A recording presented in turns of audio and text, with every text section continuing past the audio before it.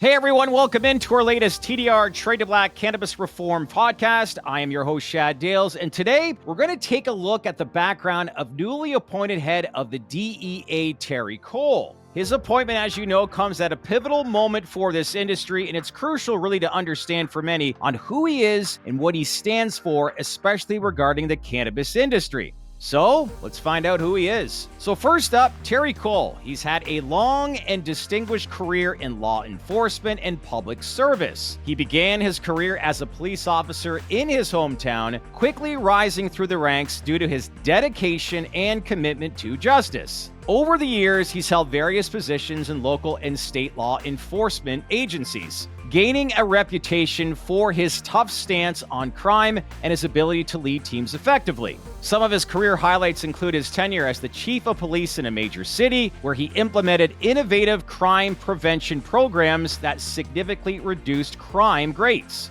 He also served as the director of the State Bureau Investigation, where he oversaw complex investigations, and he coordinated efforts with federal agencies to combat drug trafficking and organized crime. So why was he named the head of the DEA? President Donald Trump announced Cole's appointment as the head of the DEA in a Truth Social post on February 11th. This decision followed the withdrawal of two previously nominated candidates for the DEA leadership role. Cole's experience in law enforcement, his proven track record of reducing crime, and his strong leadership skills made him the ideal candidate for this position. As the head of the DEA, Terry Cole faces several challenges, including the ongoing opioid crisis, the rise of synthetic drugs, and the increasing threat of drug trafficking across the southern border. His primary goals are to enhance the DEA's capabilities, improve coordination with other law enforcement agencies, and implement strategies to reduce drug abuse and trafficking.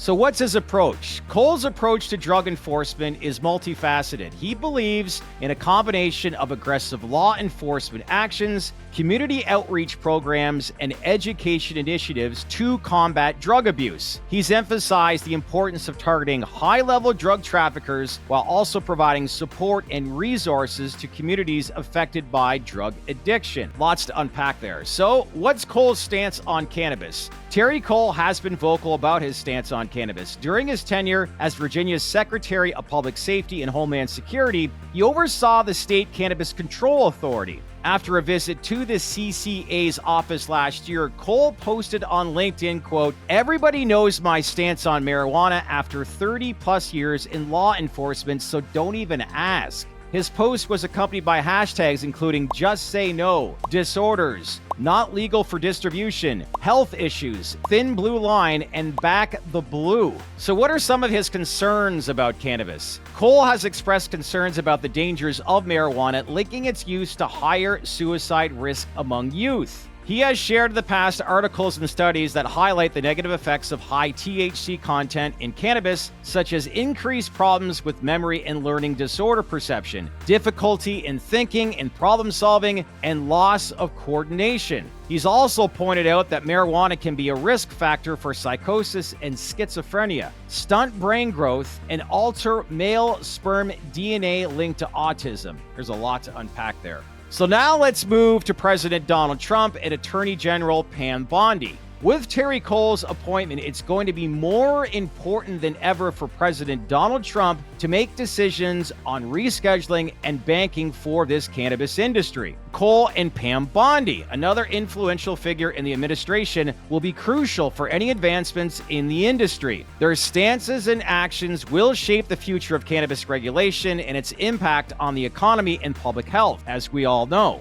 So let's bring this all together. In conclusion, Terry Cole's appointment as the head of the DEA marks a pivotal moment, not just in the fight against drug abuse and trafficking, but for the cannabis industry as a whole. His long-standing vocal opposition to cannabis, rooted in decades of law enforcement experience, signals a potential shift in how federal agencies might approach cannabis regulation moving forward. Cole's history and strong rhetoric leave little doubt about where he personally stands. But what remains uncertain is how his leadership will shape the evolving landscape of cannabis policy. With legalization gaining traction at the state level and growing bipartisan support for reforms like rescheduling and banking access, the future of cannabis in America now faces a complex and uncertain path. So how will Cole's DEA interact with an industry that's become a major economic driver in many states? Will his hardline stance influence federal policy, or will political pressures and public opinion force a more balanced approach?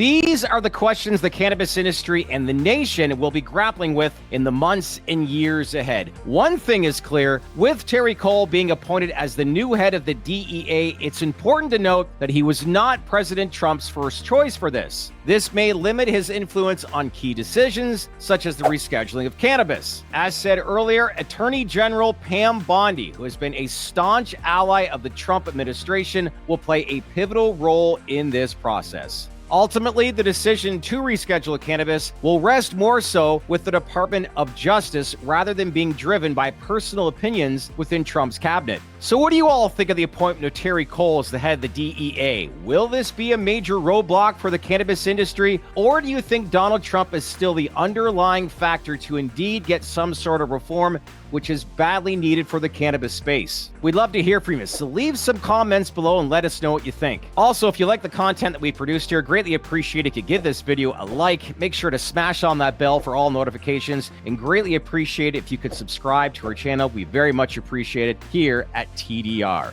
One last thing, make sure to scan this QR code and subscribe to our daily Baked In newsletter delivered to your inbox weekdays, Monday through Friday at 8 a.m. Eastern Time, giving you all the latest information on both the business and cannabis reform side for this industry. So here we go, another chapter here in the cannabis industry. Where we go from here, who knows, but we're about to find out. I'm your host, Shad Dales, and thanks again, everyone, for watching.